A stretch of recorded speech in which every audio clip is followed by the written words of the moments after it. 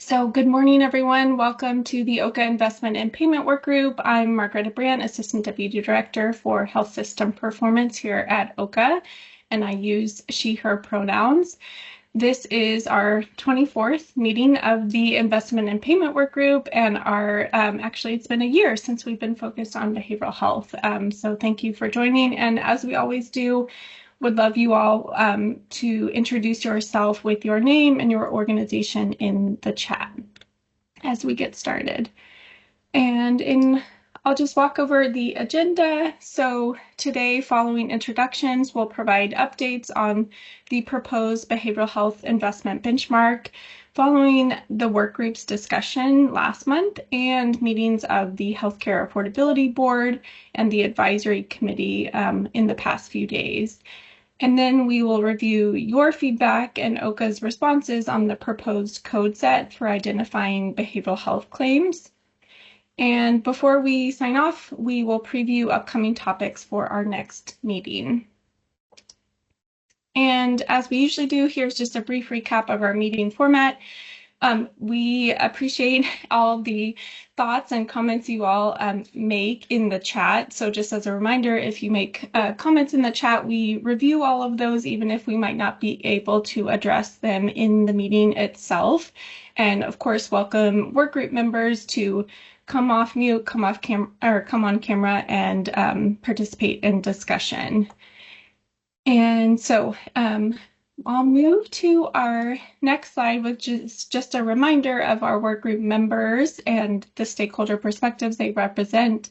And before we move to our first agenda item, I just want to welcome a new workgroup member from Anthem Blue Cross Elevance. Marie Epler has joined us in place of Stephanie Berry. And Marie, would you like to introduce yourself to the group? And also please feel free to correct me if I mispronounced your name. Good morning. No, you did a perfect job on my name. Thank you very much. Hello, everyone. I've been listening into these meetings for several months now. I've actually been with Anthem Blue Cross today is my 7-month anniversary with them. And I was hired primarily to work on OHCA related items, although I have a background. I previously worked for the Department of Managed Healthcare for 5.5 years.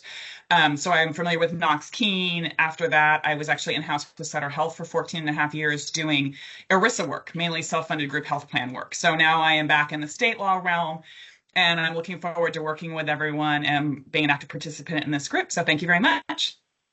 Perfect. Thank you so much, Marie. Okay, we will move to our first agenda item. Our first agenda item will review progress on the development of the behavioral health investment benchmark since the work group's meeting in May. And we've had both an advisory committee meeting and a board meeting that we want to debrief and share the feedback with you all. So just as a recap, so OHCA's task to set a behavioral health investment benchmark is, of course, a challenging one, as we've been wrestling with over the past year. And we have benefited greatly from all of the collective input of the workgroup members. And at our meeting last month, we presented analyses of behavioral health spending trends from the OHCA Healthcare Payments Database, or HPD, Cover California, and CalPERS data sets. And with that background, we offered OHCA's draft recommendation for your feedback, or draft proposal for your feedback on an investment benchmark approach. And having heard your reservations about the recommendation and your interest in more data, we revised the recommendation to first focus on collecting additional data and conducting further analyses before setting the benchmark. And we presented this updated recommendation to the Healthcare Affordability Board at its meeting on June 9th. And we took in the board's feedback there and then reviewed the recommendation with the advisory committee this past Monday. And then we'll review the recommendation we shared with the board and the advisory committee with you all today. And also we'll briefly review the data analysis, just as a reminder of the data, what the data shows. And then we'll also discuss the board and the advisory committee's feedback, both on the data analysis and on the recommendation. And where we think we'll go from here. And really looking forward to the board or to the feedback from the work group on this approach. So just as a refresher, I wanted to share a few data slides before we jump into the benchmark proposal and the feedback. So this chart shows the overall trend in behavioral health spending by commercial payers from 2021 to 2023 from all three data sets, HBD, Covered California, and CalPERS.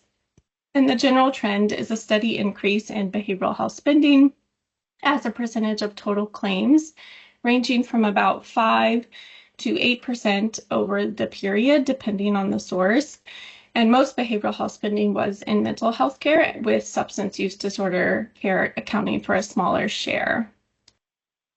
And then again, this chart, as a reminder, shows that the increasing trend of behavioral health spending extends back to 2018, according to HPD data.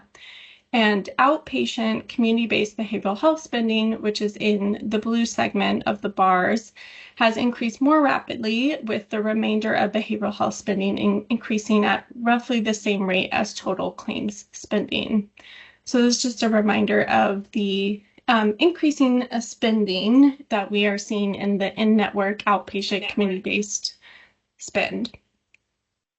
And then these next two slides were not included in the data we shared with you all, but based on your feedback, we created them and we shared them with the board and the advisory committee, since many of you expressed interest in knowing more about what is driving the overall trend and the breakout across the service subcategories that we've been looking at. So this table shows a preliminary analysis of the percentage of total behavioral health claims spending by commercial payers attributed to each subcategory by year. And you'll see here the fastest growing components over the period were residential facility, the fastest growing components over the period were residential facility services, which grew from 4% of the total in 2018 to 9% in 2023. And outpatient non-primary care professional services, which grew from 33% to 43% over this time period. In contrast, the share of spending for inpatient facility and emergency department services declined over those 6 years, meaning those subcategories of spending grew more slowly than behavioral health spending overall. And then this chart just shows graphically the data from 2013 by behavioral health spending subcategory across the service subcategories. So the largest share of spend, 43%, is for outpatient professional non-primary care services.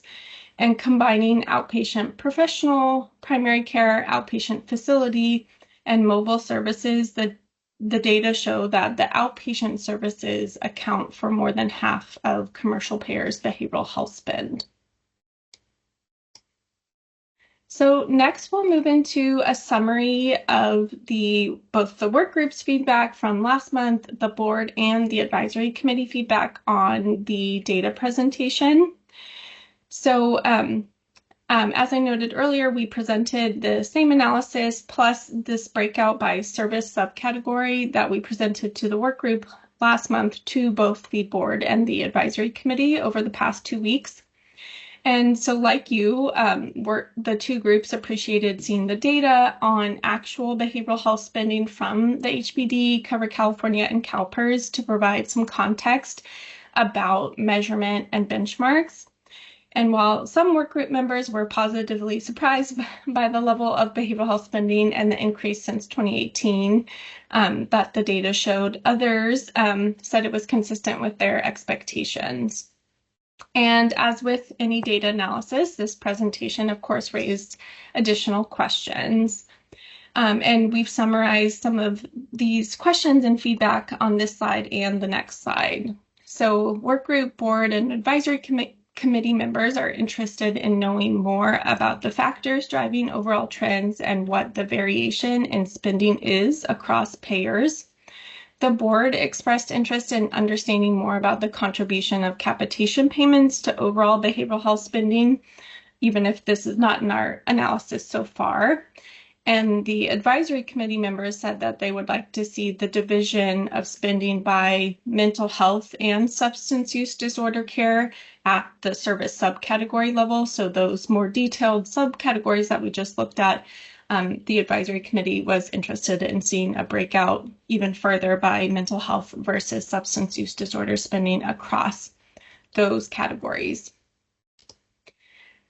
And then this slide just continues the feedback. So there was also interest in taking the HPD analysis beyond commercial payers and including Medi-Cal and Medicare spending, and a desire to understand spending that's occurring in county-based behavioral health services. In the advisory committee discussion on Monday, members raised the issue of undercounting the spending for behavioral health delivered by primary care providers, because such care is not always reflected in the primary diagnosis of behavioral health or in a primary diagnosis in a claim. So, and we've discussed this in the work group in the past quite often, and we recognize that some spending will be missed with only using the primary diagnosis in our definition of claims-based behavioral health spending. And there's also, but on the alternative, there's also a risk of significant overcounting spending with a broader definition. Some additional comments from the advisory committee members included an interest in looking at spending by demographic categories and in analyzing spending compared to clinical outcomes and other quality data. There was an interest in capturing behavioral health spending occurring in schools and in the correctional system, and an observation that steady increases in over the past several years in behavioral health spending could be in part a response to new state laws regarding parity and timely access. So now with that kind of recap of the data and the feedback we received on the data analyses, want to turn to a recap of your feedback of the benchmark proposal that we presented in May. So this is just a quick summary of what we heard from you all in May, and then the next few slides will walk through our revised recommendation and the feedback we heard from the board and the advisory committee on that revised recommendation. So the benchmark that we proposed and discussed with you in May had two phases. The first phase would cover performance years 2025 through 2029 and would require each payer to increase its spending on in-network, outpatient, and community-based behavioral health care by a set percentage each year. And then in 2029, OHCA would update the benchmark for performance years 2030 through 2034, informed by our first few years of experience and data. And then we would reset those annual incremental benchmarks and would consider setting long-term benchmarks for all payers to achieve a certain benchmark by 2034. So we had a very thoughtful discussion about this proposal last month, and we heard, overall there was support for an iterative phased approach. And to take advantage from the opportunity to learn from experience and from additional data analyses. There were also a number of reservations that we heard about the proposed benchmark. So based on the preliminary data analysis we presented, we heard that work group members were, of course, interested in knowing more about past trends and the drivers of growth in spending, including the variability of spending increases from year to year. There was a desire for clarity that the benchmark would support equity and access goals. One concern is that the benchmark would not capture programs that promote equity and access outside of claims-based care. We also heard uncertainty about payer-specific starting points and the lack of information about what is the right level of care to be targeting, and that made some members apprehensive about setting specific targets for annual growth and spending. And then, of course, as we have heard before, members raised questions about how payments for special mental health services under Medi-Cal would be incorporated in the benchmark, and also heard a suggestion to potentially refine the benchmark to focus on integrated behavioral health in primary care. So, based on this feedback, we incorporated your input into an updated recommendation for the benchmark, which was presented to the board last week. So OHCA proposed that the benchmark be set in spring of 2028 and apply to spending and performance year 2029 and onward. And the benchmark would be set using data that OHCA would collect from payers for performance years 2024 through 2026, and on further analysis of HPD data and an assessment of the impact of behavioral health policy efforts that are now being implemented in California. So this approach would allow OHCA more time to learn from the data that payers submit for the measurement of behavioral health spending before setting a benchmark, and it would allow OHCA to identify and resolve challenges with the data submission process. Since the definition of behavioral health spending and the data submission and measurement process would all be new, this would allow us time to understand how payers submit their data and to make any necessary adjustments. And of course, it would also allow us more time to conduct further analyses using HPD data to really better understand the drivers of the spending trends that we were seeing in the preliminary analysis. And of course, a trade-off of this approach compared to adopting a benchmark this year is that any impact the benchmark might have on policy goals would be delayed by 2 years. So in the next few slides, I'll summarize the board and advisory committee feedback on the recommendation and then look forward to your feedback as well. So the board was receptive to delaying adoption of a behavioral health investment benchmark so that more data could inform our recommendation. And some members thought that waiting until 2028 was too long and suggested that instead the board revisit setting a benchmark in 2026. And in the meantime, that OHCA should continue to work with HPD to conduct additional analyses of HPD data and then assess next year whether information is sufficient for setting the benchmark. And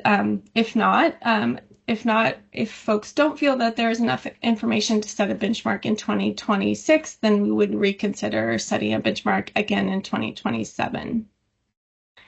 And the board offered additional feedback as well. Board members thought it was important to incorporate county-based specialty mental health services into the measurement and benchmark process as soon as possible. Since these services account for a large portion of behavioral health spending, especially in Medi-Cal. And the board would they requested a summary of the programs and funding that are supporting behavioral health transformation in California currently, as these programs will likely influence spending. The board was also interested in learning from the experiences of other states that measure behavioral health spending and set spending benchmarks. And for now, that is Massachusetts, who is measuring behavioral health spending, and then Rhode Island, who has a behavioral health investment benchmark. And in regard to the methodology for measuring non-claim spending, the board members warned about potentially overestimating the amount of capitations attributed to behavioral health care. And then now moving on to the advisory committee feedback on this benchmark recommendation. Several members of the advisory committee endorsed this kind of measurement first approach for at least a year, agreeing with the board's suggestion to revisit the benchmark in 2026. Members would like to see the benchmark explicitly promote integration of behavioral health in primary care and reduce fragmentation in the delivery system. One member expressed concern about the seeming conflict of targeting increased investment in behavioral health and primary care while also trying to limit overall healthcare spending growth. And on this point, while increased investment and containment of overall spending growth may not happen at the same pace, OHCA believes that our behavioral health goals and our primary care goals are compatible with slowing overall spending growth. There was also interest among advisory committee members in considering separate benchmarks for mental health and substance use disorder services after further analysis of the spending data. So now we'll pause here for discussion of the data analysis findings and also your thoughts about OHCA's revised benchmark recommendation and the advisory committee and the board's feedback on this revised recommendation.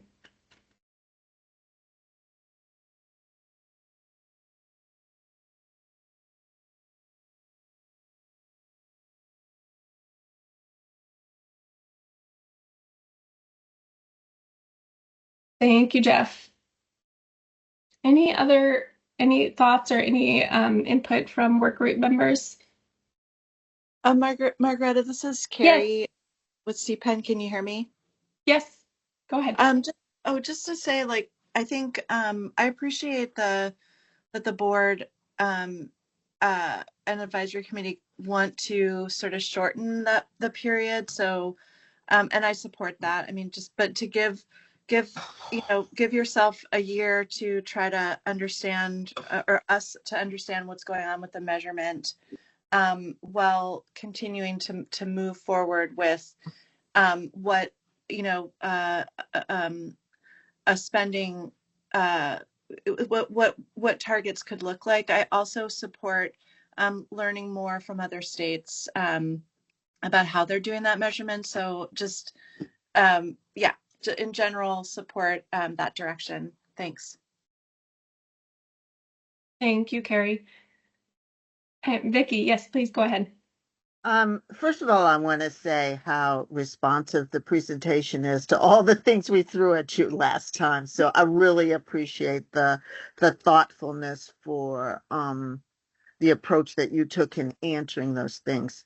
I One of the concerns I have is that some of this measurement issues, particularly in terms of kind of developing equivalency among how different groups do different things, may take longer, may be a little bit more complex than the timeline seems to be offering. So that's my only concern, because when you start getting into the messiness of the data, race ethnicity is done differently. This one has this and you don't have it. And then in order to do the comparison, you have to set up some kind of equivalent. So I'm just hoping that both the resources in terms of the time and the people are there for you to be able to do that job. Um, Otherwise, I agree with most of what was said. The only thing that worries me is, and I've kind of looked at some of this, because Massachusetts is almost always kind of the go-to state for us in terms of innovation and stuff like that. They're different. You have to really think through the equivalency of groups. So, for example, the Latinos there are not the Latinos here. The behavior and the attitudes towards, medical care, et cetera, are a little different. So that's one of those equivalency. Rhode Island, let's just look at what they measure, but I'm not sure in terms of, other than understanding more of what rural issues are, that they will have the same kind of provider, et cetera, issues that we struggle with. But otherwise, I agree with what you propose, and I thank you for the carefulness by which you work the process. Thank you, Vicky. Yes, it's always a good flat reminder and flag that we need to be considerate of how we might translate lessons learned from other states into California. Catherine, yes, go ahead.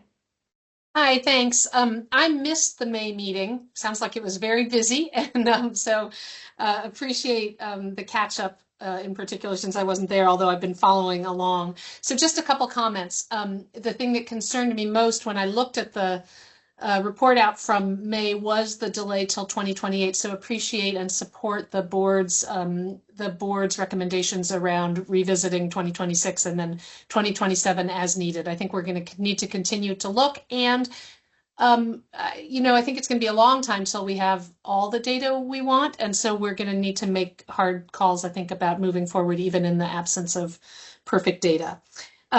Couple other comments. I do agree that we need to look closely and soon as we can at the specialty mental health. I don't want to leave out the specialty substance use disorder services that the counties provide under Drug Medi-Cal and Drug Medi-Cal organized delivery system. And I think the SUD piece, I don't know about a separate benchmark. I do think we need to keep disaggregating that data and look at SUD. It's such a different world. And that leads me to my third point, which is that I see and support the emphasis on behavioral health integration into primary care.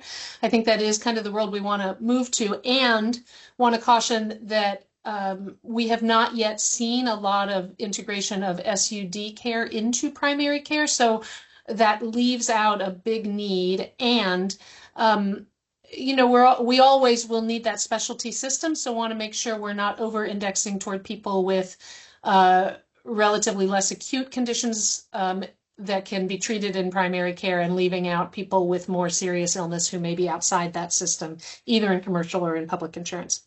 And then really support those last comments that Vicki made about other states. We're just so different, Medi-Cal and commercial, and want to look at them and also recognize that we may be charting new territory here. Thank you. Thank you, Catherine. Really appreciate that feedback. And I think one positive of us at least, delaying revisiting a benchmark until 2026 is that it also gives us more time to work hand in hand with DHCS and the Medi-Cal department to really understand how we would measure behavioral health spending across the Medi-Cal delivery system. So that is also another positive of slowing down a bit. Harnika, go ahead. Thank you. Parmika Saxena, and I'm a geriatric psychiatrist representing the California State Association of Psychiatrists. First of all, thank you so much for such a clear and concise presentation of what the board and advisory committee have recommended. I'm happy to hear about the delay for them to have all the data to decide what the benchmark should be. And I'm sorry, I might have missed this because I had to step off to take a clinical call. But when they think about a possible revision of the benchmark, is the board/advisory committee open to changing that percent of allocation of spending that we've been discussing as a backbone to this entire conversation, with that that 2.83% bench spending that we were talking about? So is there any openness from both the advisory committee and board to maybe have that be higher? Because I know we've seen that the percentages have been higher based on the spending. The other thing I also wanted to comment on was the question that the board had about understanding why the trends are what they are, especially for those who were surprised to see the spending. I think some of them were answered last time, which was based on having more parity and having more access to care, which is a good thing. And we talked about how more outpatient access will mean less inpatient treatment and reduced hospitalization costs. So I think those, in my opinion, I think that those remain the cornerstones. The other thing also I think is important to remember that it's great that the state wants to allocate this funding, but to be able to implement some of these services, especially integrated health, we need to have real live bodies to do the job. And one of the problems that's happened during the pandemic, and I don't think this is just a California issue, this is a nationwide issue, that given the amount of burnout people struggled with, a lot of people just left. A lot of these positions, they've transitioned to other roles. A lot of people personally, have gone into private practice. I was one of the people who got very burnt out during the pandemic, and much more to, the amount of patients I was seeing, it swelled to gargantuan proportions. And I think we still are seeing the effects of that mental health epidemic. We might have seen the COVID epidemic die down per se, but we still see the effects of the mental health epidemic, how it's impacted people.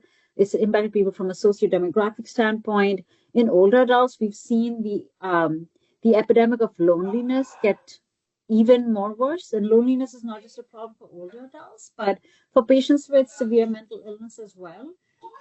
Which makes me think that given all these things, I would not be surprised if the spending continues to increase, and that is something I would like to add to the to some of the queries that the board/advisory committee. Thank you. Thank you, Parnika. Yes, those are all really good points. And I think to your first question or your first point about revisiting the benchmark amount and how we would set that benchmark and number or target or percentage increase year over year. The goal would be to revisit the benchmark structure and the timing and the amounts based on this additional data, at least over the next year in 2026. Thank you. Mm-hmm.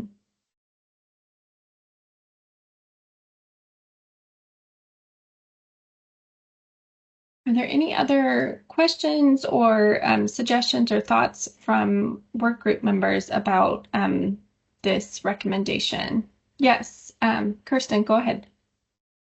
Good morning, Kirsten Barlow with the California Hospital Association.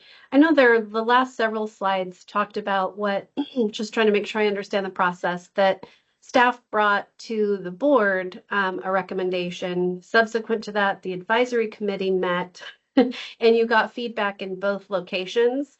So I'm not necessarily clear which slide we should be looking at as to what is exactly the next step. It doesn't sound like the board or advisory group took formal action to support, modify, or reject the recommendation. So if you could help us more clearly understand what the exact next steps are and what the implications are for this work group Sure. to now take into account the feedback that you've received so far. Sure. So our first next step is to hear the feedback from you all on this revised recommendation of, pausing on setting a benchmark, collecting data for at least 2 years, and then setting a benchmark that would apply in performance year 2028. So it would be collecting, your feedback on that recommendation. And I think we've heard so far that several folks are interested in the board's alternative approach of conducting more HBD analysis and revisiting the benchmark in 2026.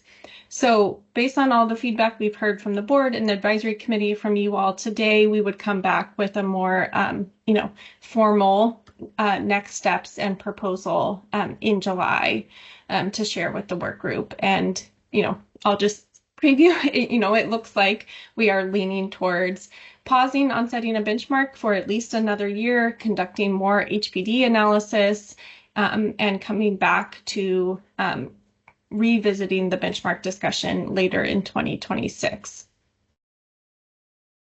So we're interested in your feedback on the recommendation that we proposed of, pausing and collecting more data, and then the board's feedback on let's revisit the let's revisit the benchmark in 2026 based on HBD analysis. Gotcha. So going back to slide 15, which is where you're kind of summarizing the feedback you got from the board.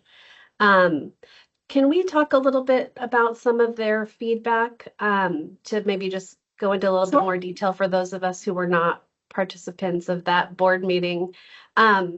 So clearly understand their feedback around the time frame. They want things done more quickly, sooner.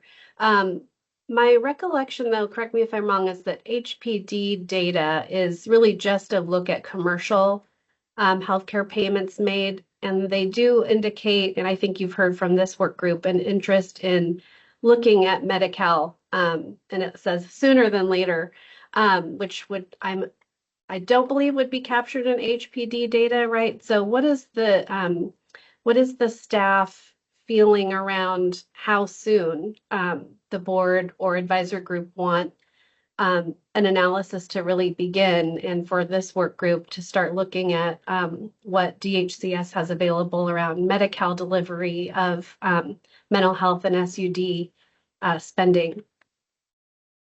So the Healthcare Payments Database, HPD, does include commercial, Medicare Advantage, and Medi-Cal data. So it does have data from those three sources, and welcome Jill or other folks from the HPD team to weigh in. It's just a matter of us at OHCA and in coordination with our HPD team really digging into that data and understanding what is there, and making sure we could conduct an analogous an analogous analysis of HPD data that we did in commercial, in also using the Medicare Advantage and the Medi-Cal data. And then we also need to dig in to understand how a specialty mental health services are either in HPD, or maybe we need to coordinate with DHCS to better understand spending there. And yeah, welcome any folks from HCI who want to weigh in on what data is in the HPD. Oh, and yeah, Wade just noted in the chat that HPD has data from DHCS, including specialty mental health care data from the county mental health plans.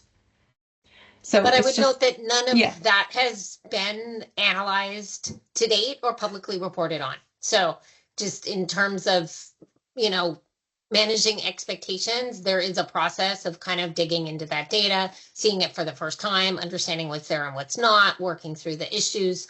And so it's not a turnkey. Thanks, Jill. Kirsten, did you have other thoughts or things you wanted to dig into related to the board feedback? I don't think so, but thanks for the follow-up. Yeah. Okay. Any other thoughts or suggestions, questions from the work group about the feedback that we received on this revised recommendation, and next steps, which we'll also talk about in more detail in July?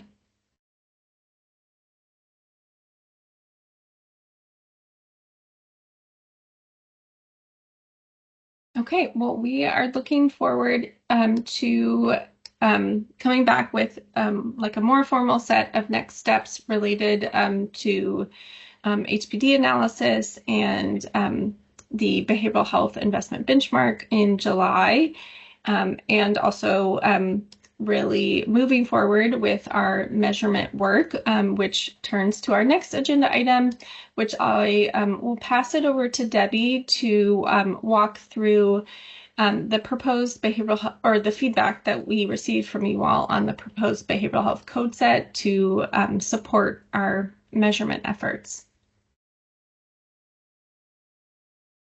Thanks, Margaretta, and good morning, everyone. I'm Debbie Lindis, manager of the Healthcare Delivery System Group at the Office of Healthcare Affordability. I use she, her pronouns. And we haven't looked at our spending measurement approach in several meetings, so this slide is just a reminder of how OHCA proposes to structure its measurement of behavioral health spending. So there are 3 spending modules. The first of which is behavioral health care paid via claims, to which the code set we'll be discussing applies. And then the second is behavioral health care paid via non-claims, which we'll take up again at our next meeting as we move towards finalizing the definitions for spending measurement. And then the third is the behavioral health in primary care module, which consists of both claims and non-claims spending. Designating this separate module allows it to be included in primary care for purposes of measurement and the benchmark, and in behavioral health care without double counting.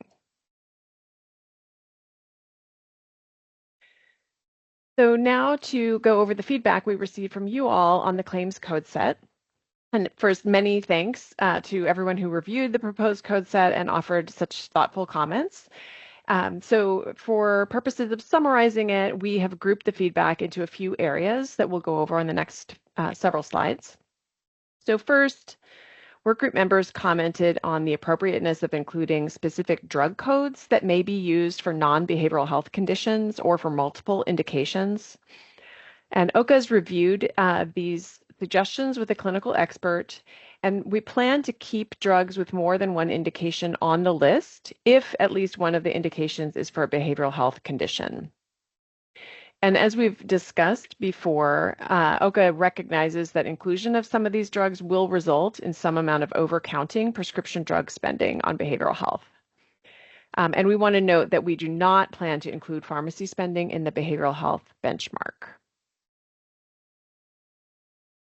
A member noted that the service categorization uses care setting codes that are not typically associated with behavioral health. And so OHCA's intent here is to capture all spending for claims with a primary behavioral health diagnosis. Our care settings list enables OHCA to categorize spending in a wide variety of settings when that claim has a primary behavioral health diagnosis.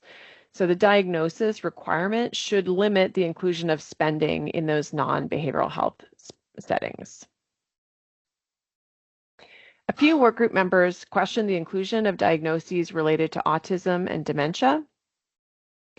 And based on input, we will update the code set to ensure that diagnoses for the relevant subtypes of autism and dementia, including Alzheimer's disease, are included in the code set. And we received some helpful feedback on potential additions to the primary care provider list to better capture behavioral health services delivered in the primary care setting. OHCA is evaluating these suggestions in light of our intent to capture integrated behavioral health services when provided in a primary care setting. Our aim is to include only provider types that commonly deliver such integrated care, and we'll look at this a bit more in the next two slides. And also, we plan to comprehensively review the behavioral health and primary care module at next month's meeting. So more to come on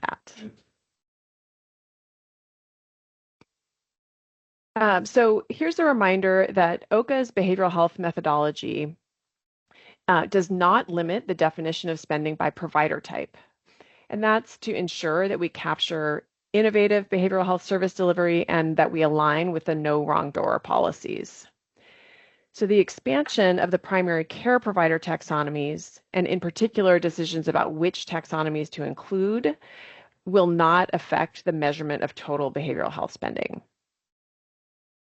The primary care provider list is used only to assign spending to the behavioral health and primary care module. Having a list of primary care providers that's consistent across primary care and behavioral health measurement is necessary for primary care and behavioral health measurement to be both mutually exclusive and collectively exhaustive. So this diagram illustrates that concept. The initial list of primary care taxonomies, which are part of OHCA's current primary care definition, included some behavioral health related spending, but not care delivered by behavioral health providers in integrated primary care settings. So if you imagine a behavioral health provider delivers a service while practicing in an integrated primary care setting that's included in the primary care code set, without the taxonomy expansion, spending for that service would be included in behavioral health spending, but not in primary care, because the primary care definition restricts spending to specific provider taxonomies. And that would create an inconsistency for reporting because the service would count as behavioral health and primary care from the behavioral health perspective, but not from the primary care perspective. So I know this is a little bit confusing, and as I mentioned, we'll be returning to the details of the behavioral health and primary care module as we work towards finalizing our definitions in our meeting next month. And we'd like to get your further input on whether to include traumatic brain injury diagnoses or TBI in the code set. They are currently not included based on discussions at prior meetings. And some work group members have questioned this, given that dementia, which is in the code set, can be considered an organic brain syndrome similar to TBI, and patients with TBI diagnoses, such as post-concussive syndrome, often see psychiatrists for their care. So we previously discussed in the work group that the inclusion of dementia in the code set is likely to result in some overcounting of behavioral health spend, but there was a consensus that it should be included. If we were to include TBI in the code set, we would also capture non-behavioral health spending.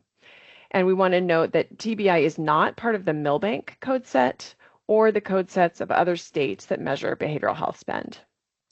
And one reason for this is that the Milbank work group thought that most of the spending for TBI diagnoses would not be behavioral health related. So we'll look forward to hearing your thoughts about this in just a few minutes when we pause for discussion.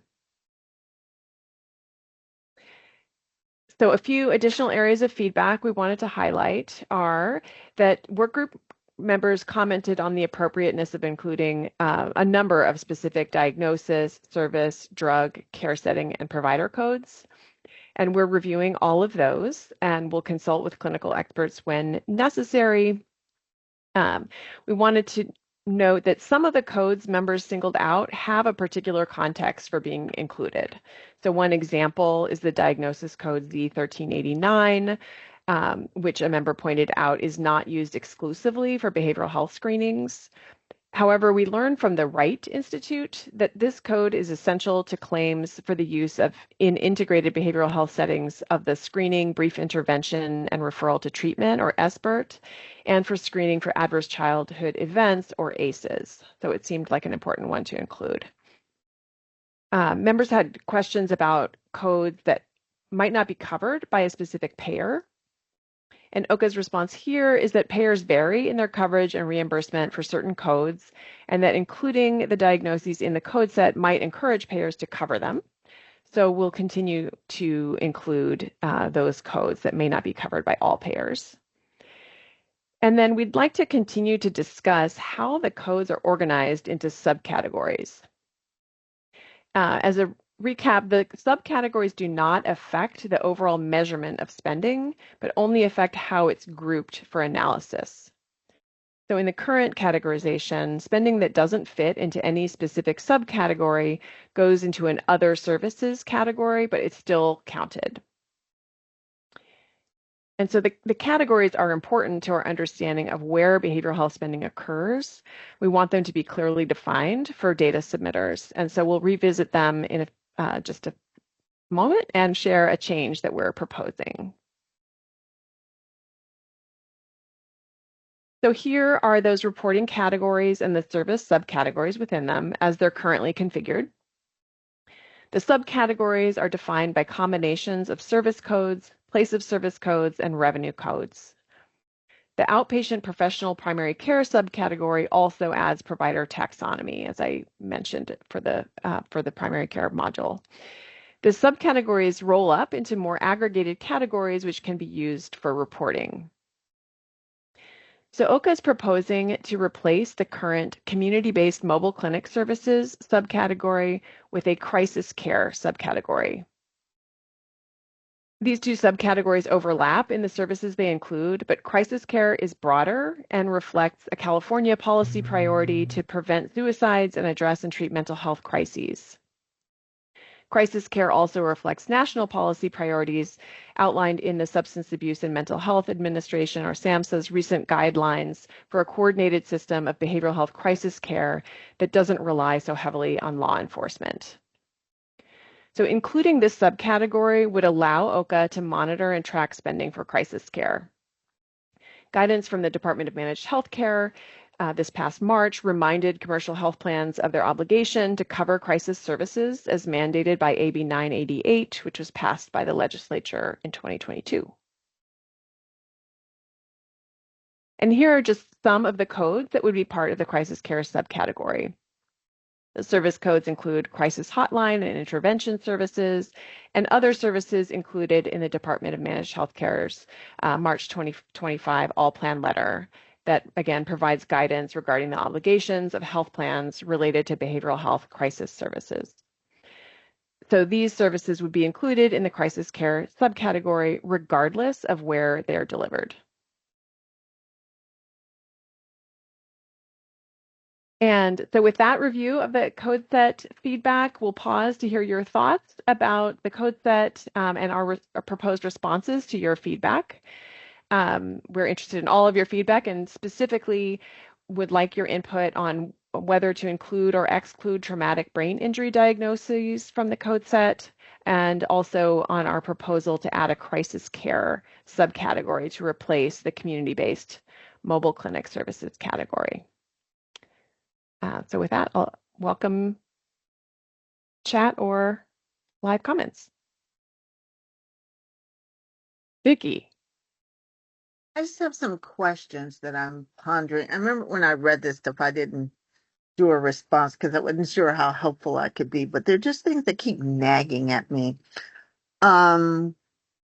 So when you want to combine kind of crisis care with kind of mobile, aren't we moving in California towards trying to have more of these mobile units, and wouldn't it help us to know the difference? So like when you're doing that analysis, would it be more beneficial to know whether a mobile crisis team costs us less than providing crisis care in a medical setting? Because I thought that's one of the things we're trying to determine is also what models of care might and how we're spending. So to me, there's something to be learned about keeping those two separate, even though they seem to do the same thing. It's like at the end of the day, do we not want to be able to say this model is more efficient, costs less, and maybe we should push it out the door more? So that's one thing. The other is I'm really trying to understand. I'm trying to think of the best way to say it. I'm really trying to understand in terms of the way that we really do care, how we can unpack it, and whether or not providers give us enough information. And maybe, I'm having a hard time. Let me give an example because I think that would be better. Like, I worry about whether or not we're going to capture kind of the different newer things that we're trying to do. And so the question is, do we have some way? I don't know if it's going to be a miscellaneous or what category, but as people do more care that's based on using apps, for example, that come back into the primary care setting. I mean, it's almost like California and Massachusetts are known for innovation. And I'm just trying to make sure that if there's any way to study that innovation, that we try and break it out. So that's the best way I could say it.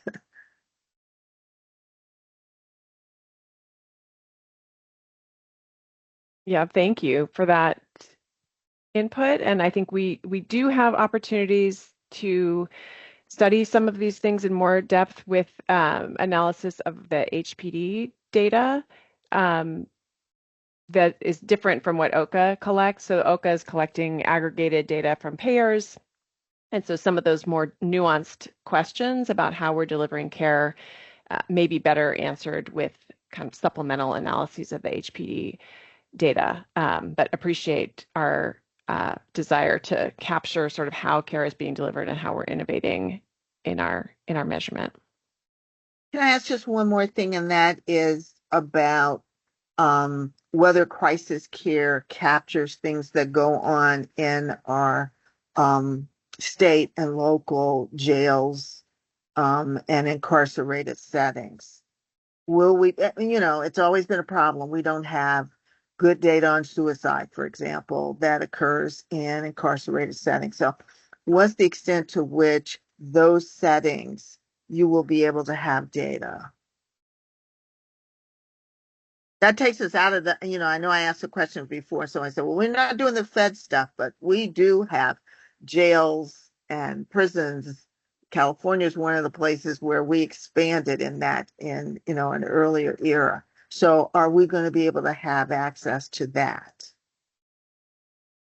Yeah, that's a great question. Margareta may have more to add to my initial response, which is that that there's been big interest in understanding the care that happens in corrections facilities. And right now, for OHCA's data collection, we don't have a breakdown of that data, like to behavioral health categories, but we are collecting total healthcare expenditure data from the corrections system, and it's definitely on our list to investigate how much granularity can there be in that data, and can we break out some of the behavioral health data from the just overall healthcare spending in the correction system. It's a great flag. Can we make sure that we park a recommendation about the need for being able to track that, particularly given that sometimes in some places it really drives up, budgets? Definitely. Yeah, Vicki, we can take that back and investigate that more thoroughly. And I think that's definitely on the list to revisit. So yes, we can take that back and look into it. Thanks.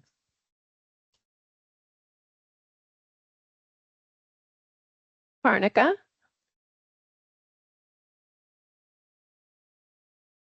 Hi, I just wanted to share my thoughts about TBI. I know and I remember, I think this might have come up either in conversation or in my own thought process. In fact, when we were talking about dementia, I feel it's a little bit of a similar conversation where there's this concern about, is this a neurological problem or is this a psychiatric problem? And I feel like my answer for TBI is going to be similar to dementia. Probably dementia is a little more, I think if you look at prevalence or incidence rates, it's probably much higher than TBI. But given the fact that the treatment of TBI at this point is pretty much mostly behavioral at this point, it depends on a lot of the times the reason why behavioral health providers might not be doing that treatment is because there might not be enough people to do enough psychiatrists to be doing it. Most psychiatrists who treat TBI are specialists themselves. They usually have a board certification or they've done a fellowship for neuropsychiatry. But there aren't too many, I can't really think of any true neurological treatments for TBI at this point. Most of them are in clinical trials. So real treatment of TBI at this point are the behavioral aspects of TBI, which can look, and that presentation, very much like dementia, can be all over the place.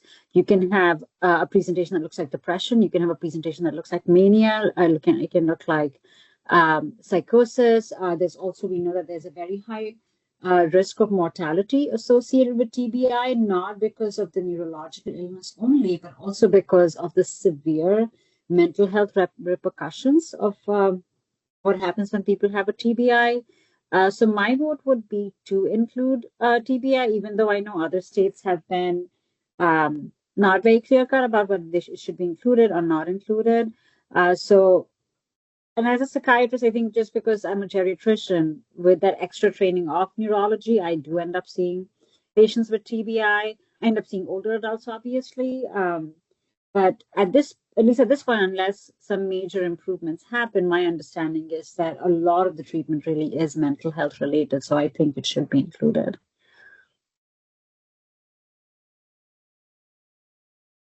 Thank you for that.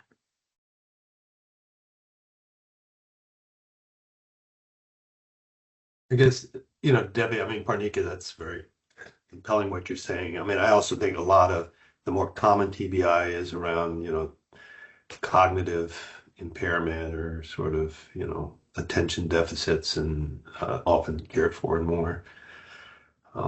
With some other mental health professionals involved in some cognitive behavioral type interventions. But Debbie, if you did this, you could distinguish, like, if it's basically about the diagnosis being one that then allows inclusion, but it would still be limited to services by mental health professionals like a neurosurgeon, care of a patient with TBI? Would that be included, or can you parse it out by the professional? That's a great question, Kevin. And the way our behavioral health definition is structured currently is that the decision about inclusion is based on the diagnosis and certain services, but not on the specialty of the provider. Yeah, so that would be my, even again, Parnika, I totally hear what you're saying, but I think sort of the sequelae are often managed with mental health services and management, but usually there's a whole precedent to that, which maybe whether it includes like a severe ICU hospitalization in a neuro ICU for somebody with really bad traumatic brain injury to, ED visits and concussion protocols in sports medicine and handled by people in a whole variety of medical disciplines. So I would hesitate to include, see, that's the problem with this. A lot of the upfront care, the initial care and encounters, there's going to be a lot of imaging, there's going to be a lot of, care in non-behavioral health settings and services, and I would be reluctant to count all of that personally.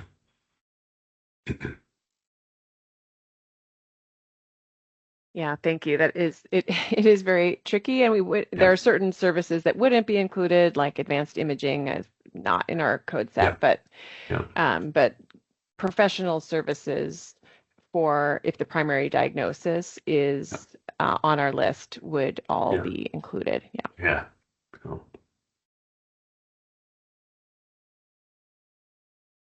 Why this stuff is complicated. I think. Yeah, thank you for that input. And Hector. Hi, thank you. This is Hector with NHelp. I going back to the issue of crisis care and mobile crisis services. I wanted to just provide support to what Vicky raised in terms of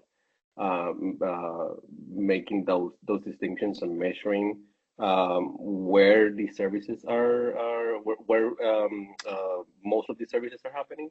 I think it's important in the long run that we incentivize community-based and mobile care services, mobile crisis services, particularly given all the policies that have been introduced around availability of mobile crisis services.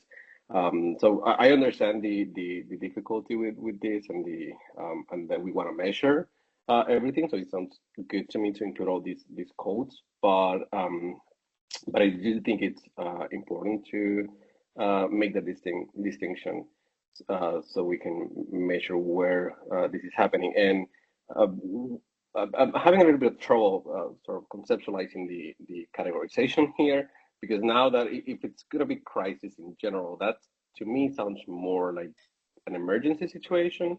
And I wonder if it's better to change the name of the emergency department category to something like emergency or crisis and include those crisis services that happen in a facility under emergency department, and then have the mobile crisis services under outpatient and community based. So that would be my suggestion, or something like that. Thank you. Thank you. And just to clarify, I think what you're saying, just to make sure that we're capturing it correctly, that you're proposing that we separate out the services that are both crisis services and mobile, and that we be able to measure mobile crisis services, as opposed to, I think what we are having now is recommending crisis services, regardless of where they're delivered, to replace our prior categorization of mobile services, regardless of whether they are a crisis. But am I hearing you correctly that you are interested, and others, Vicky, too, like in seeing crisis services, being able to categorize services that are both mobile and crisis? Yeah, I think that's right. And I see the comment from Kristen that emergency department services are outpatient services. I think that's right. Yeah, of course. So I would, I think it's just because we have those two categories of outpatient / community-based, and then emergency department, even though emergency is also outpatient. If we're not thinking specifically about mobile services, then to me that's more of an emergency situation, right? And if it's happening in a facility, in a setting, then I think we could capture those under that category and then separately measure mobile crisis as community-based service. Okay. Yeah, thank you for that. I think our understanding so far, and we will definitely continue to look into this, but is that the crisis care codes are more commonly used in mobile or over the telephone, like 988 calls and that sort of setting, and that when folks go to the emergency department, typically those claims do not use the crisis care codes, but just use the diagnosis. And the kind of the emergency department service. So it might be that it naturally kind of segregates and that there's not much emergency department spending included, even the way that we have it set up. But definitely good flags for us to continue to dig into. Looks like Amy has something to say next. Oh, I just wanted to comment on the conversation about TBI and listening to Parnica and Kevin. So, you know, I mean, I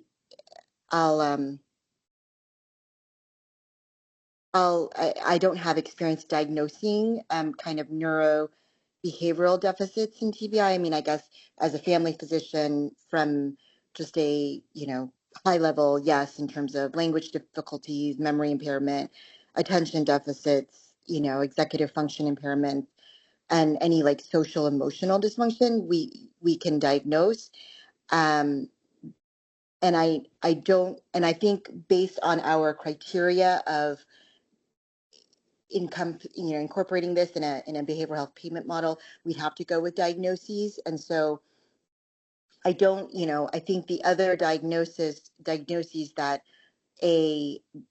would be captured under behavioral health would, you know, would be things like ADHD, you know, dementia, but I don't think that would truly capture these neurobehavioral deficits. So I do think TBI should be included, you know, listening to Parnica's comments. And I don't know, Kevin, if because I hear your concern, and I think it's very valid. However, if we don't have that as a diagnosis, the neurobehavioral deficits and the treatment, you know, following that, the sequela following that may not be captured in the payment methodology. So that's kind of just where I was headed with that, because, you know, the other things like depression, anxiety, all the other, you know, suicide, substance use disorder, all the other common, I think diagnoses would be included, right, as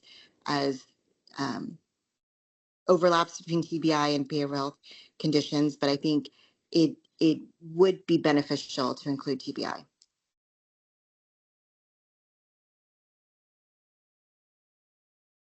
Thank you. And I have one follow-up question for the behavioral health clinicians in the room. For when someone has TBI as the cause of, say, depressive symptoms, does the claim typically have TBI as the primary diagnosis, or the other behavioral health sequela, such as depression, as the primary diagnosis?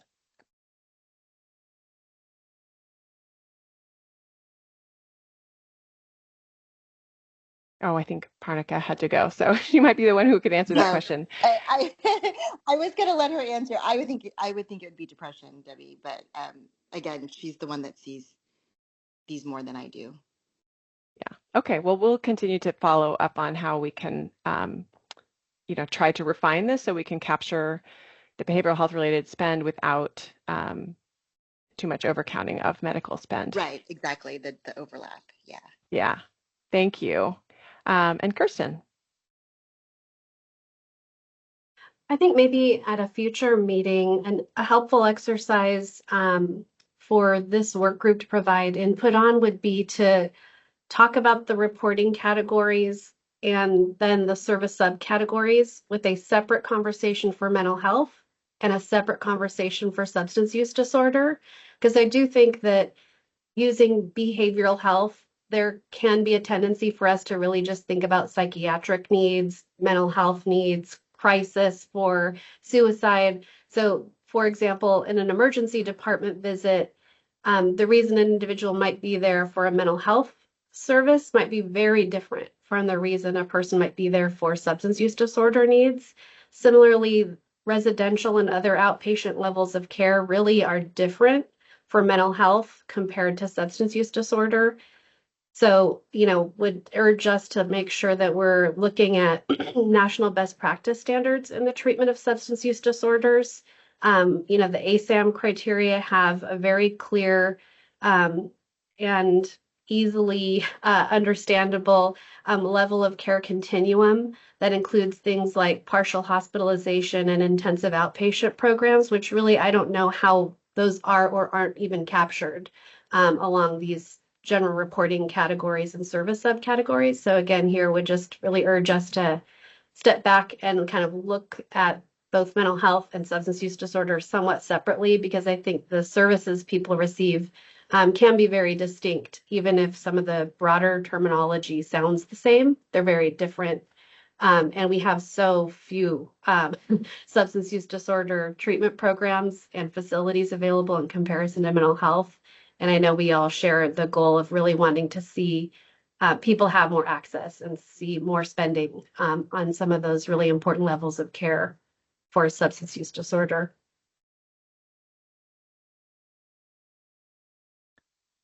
Great, thank you for that. And yeah, next month we'll be diving back into detail on some of these definitional things, and we can absolutely talk more about the subcategories and categories for both mental health and substance use disorder. Thank you.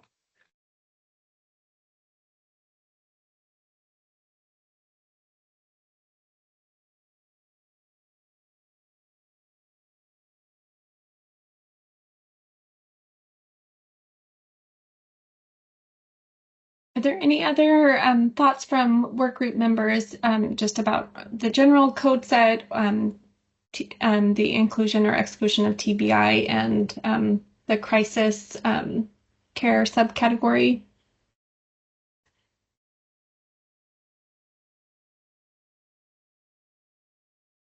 Okay, so it sounds like we can take this feedback back and work on this more internally, and we'll come back to you all next month with more details, and we'll walk through in in totality, hopefully the definition. So we'll spend a fair amount of time on the definition next month.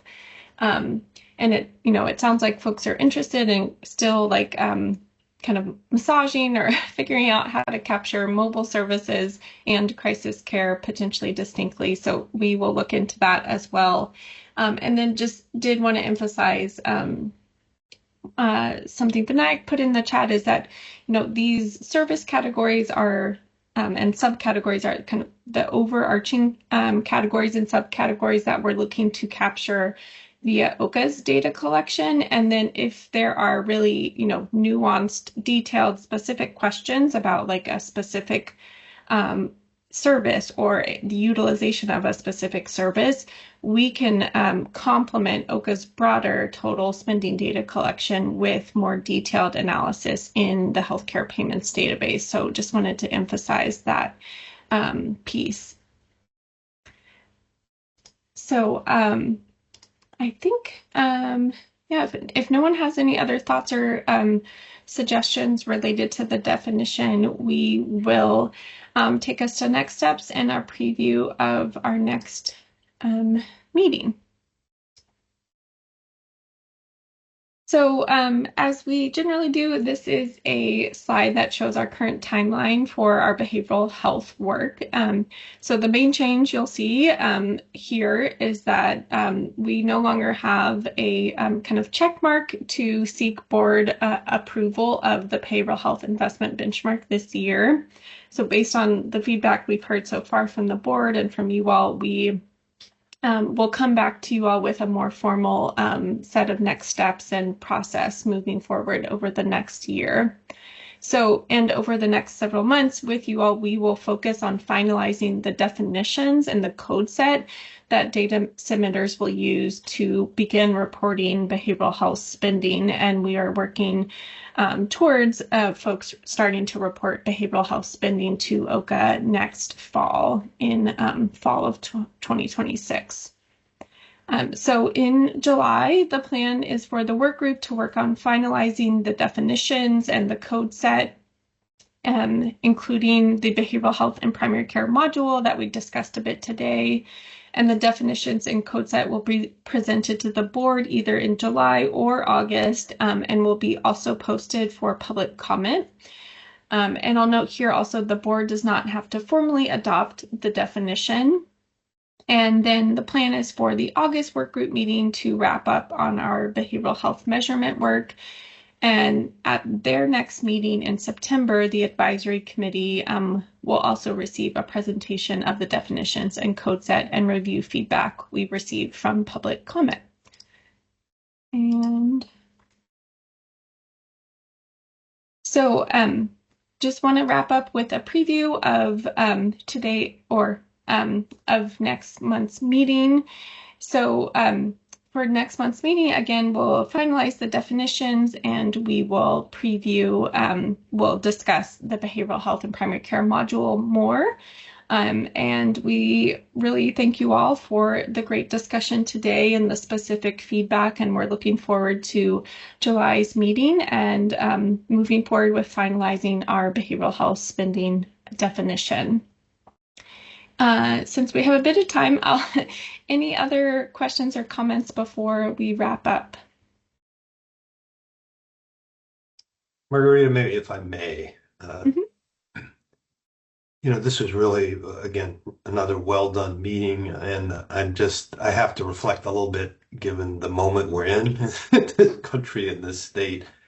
And I want to thank you all for, you know, doing such an excellent job. It's sort of really validating about what really high functioning government agency work looks like with dedicated public servants. I mean, you all, I think the technical expertise along with the support of content to be able to lay out all the data, it's been so enlightening to me. I've learned so much from this. And then I think, you know, the real consideration of work group input, sort of how you iterate this with the board and with the advisory committee. I just think you guys have done a superb job, and I want to thank you. And I think it's just really commendable to see, you know, an agency like OHCA and OHCA working at such a well-functioning level.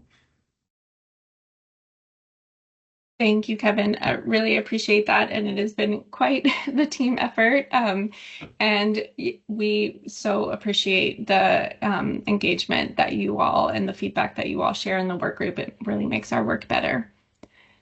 Vicki, yes.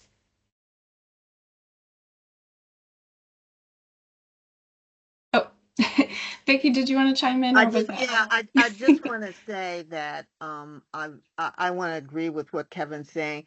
It's the level of respect for the ideas that you're getting from us and taking them seriously that I really appreciate. There's no political agenda here. So that is so appreciated.